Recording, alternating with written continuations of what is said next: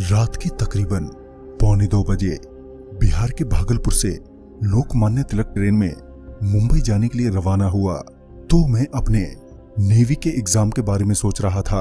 जब मैं अपने बर्थ पर पहुंचा तो पाया कि मेरे बर्थ पर पहले से ही एक आदमी खर्राटे मारकर सो रहा है।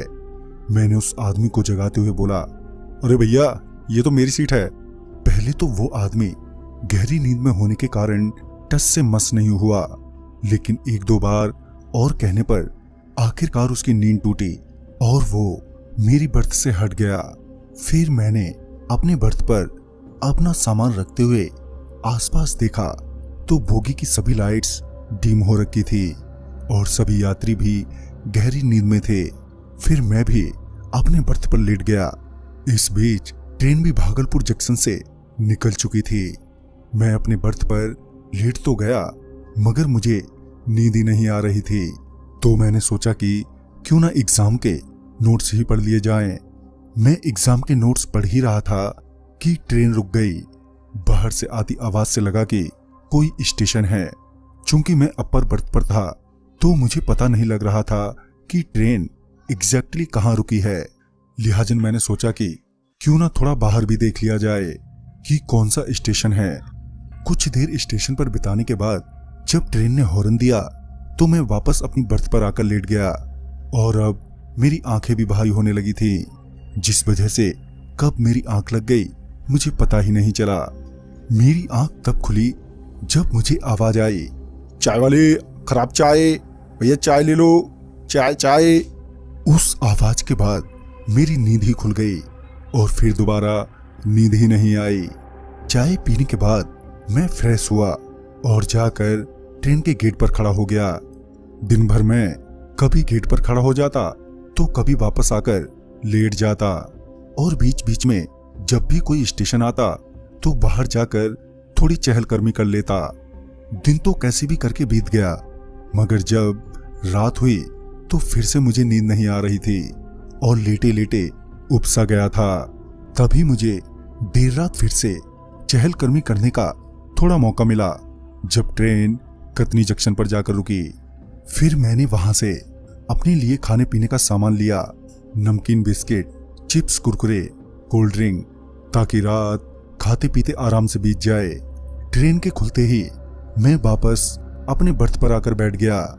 मैं चिप्स वगैरह खाते हुए अपने नोट्स पढ़ने लगा क्योंकि मुझे नींद तो आ ही नहीं रही थी।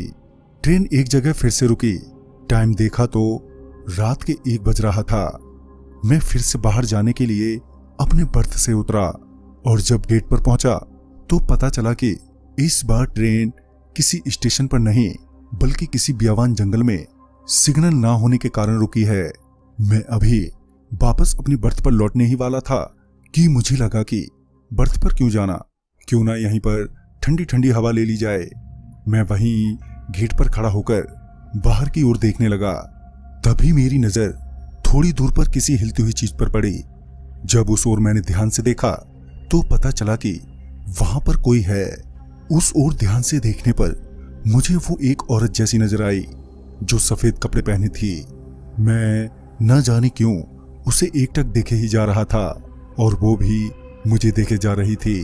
तभी उसकी आंखें एकदम से लाल चमकने लगी। उसकी आंखें चमकते ही मेरी आंखें एकदम से जलने लगी।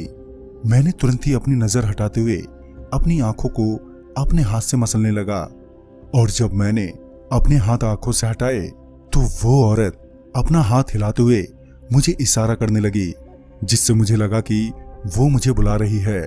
तो मैंने भी उसे इशारा करते हुए अपनी ओर आने को कहा। मैंने उस औरत को इशारा किया ही था कि वो औरत बिल्कुल मेरे सामने खड़ी थी। उसका चेहरा बहुत ही डरावना था, जिससे मैं तुरंत ही चिल्लाते हुए पीछे की ओर सर के बल गिरा। मेरे गिरते ही बगल के बर्थ वाला आदमी दौड़कर मेरे पास आया। मुझे उठाते हुए उसने कहा, क्या हुआ, आप गिरे कैसे? मैं अभी भी घबराया हुआ ही था और उसे बाहर की ओर इशारा करते हुए कह रहा था, वो देखो सामने की ओर, कौन है वो? वो आदमी सामने की ओर देखते हुए बोला, वहां तो कोई नहीं है।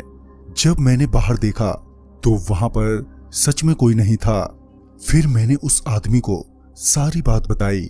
मेरी बात सुनने के बाद उस आदमी ने मुझसे कहा, तुम्हें उसे इशारा नहीं करना चाहिए बिना ये जाने कि आखिर वो है कौन। खैर, अब अपनी सीट पर जाकर बैठ जाइए और बाहर मत झांकना।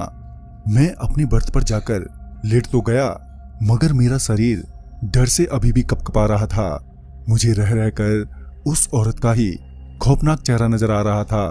खैर, किसी तरह मैंने अपनी आंखें बंद की कि तभी मुझे लगा कि मेरे ऊपर कोई लेटा हुआ है। जब मैंने आंखें खोली तो वही औरत मेरे ऊपर लेटी हुई थी और उसके हाथ मेरी गर्दन पर थे। मैं हड़बड़ाते हुए बर्थ से नीचे आ गिरा, जिससे बर्थ में सो रहे बाकी के लोग भी एकदम से जाग गए। कुछ लोगों ने मुझे उठाते हुए पूछा, क्या हुआ भाई साहब? मेरी घबराहट इस कदर थी कि मैं कुछ बोल ही नहीं पा रहा था। तभी वही आदमी फिर से मेरे पास आया और मेरे कंधे पर हाथ रखते हुए बोला, घबराओ मत, कुछ नहीं होगा। फिर उन्होंने मन ही मन कुछ पढ़ते हुए 3 बार मेरे चेहरे पर फूंका और कहा, कुछ नहीं होगा, जाओ। ये कहकर वो वापस अपने बर्थ पर चले गए। उसी वक्त से मुझे थोड़ा हल्का सा लगने लगा और वो औरत भी मुझे फिर दोबारा नजर नहीं आई। तो दोस्तों, इस कहानी में बस इतना ही। कहानी आपको पसंद आई हो तो लाइक, शेयर और साथ ही हमें कमेंट बॉक्स में जरूर बताएं।